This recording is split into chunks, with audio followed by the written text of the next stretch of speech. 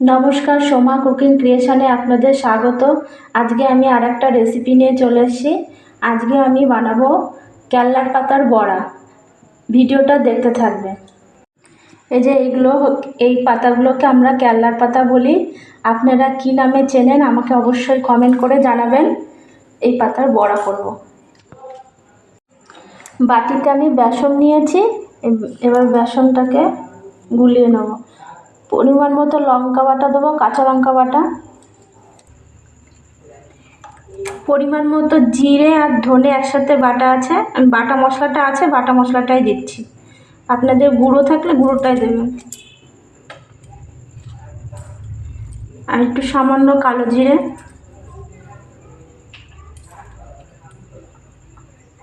এক চিমটি হলুদ,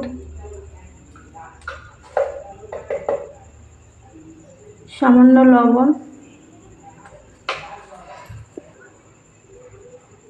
এবার অল্প অল্প জল দিয়ে বেসনের গোলাটা গুলিয়ে নেব, ব্যাটারটাকে গুলিয়ে নেব।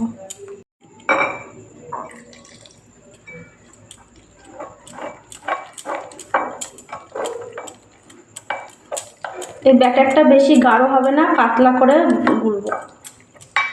ভালো করে গুলিয়ে ফেটিয়ে নেব।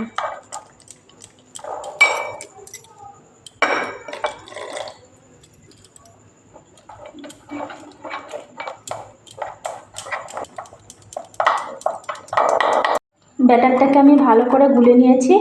এবার আমি বড়াগুলো ভেজে নেব। এই বেসনের গোলাটা ঠিক এরকম পাতলা হবে গোলানো। এবার ভেজে নেব বড়াগুলো। কড়াইতে তেল গরম করে নিয়েছি, বড়াগুলো ভেজে নেব।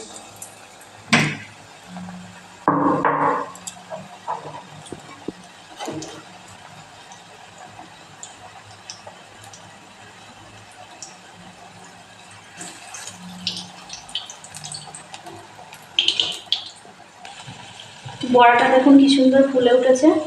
আর এইভাবে পাতলা করে বেসনটা গুলিয়ে ভাজতে হবে। আর এরকম করে বড়া ভেজে গরম ভাতের সাথে খেতে দারুণ লাগে। গরম গরম ভাজবেন। এইভাবে বড়াগুলো সব ভেজে নেব।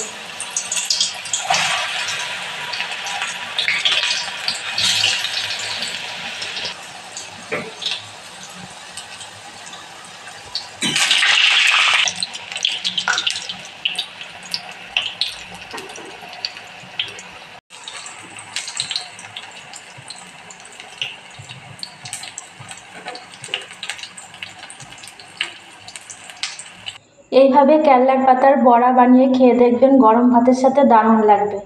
আর ভালো লাগলে অবশ্যই পাশে থাকবেন। আর এই পাতাগুলো কী নামে চেনেন আমাকে অবশ্যই কমেন্ট করে জানাবেন।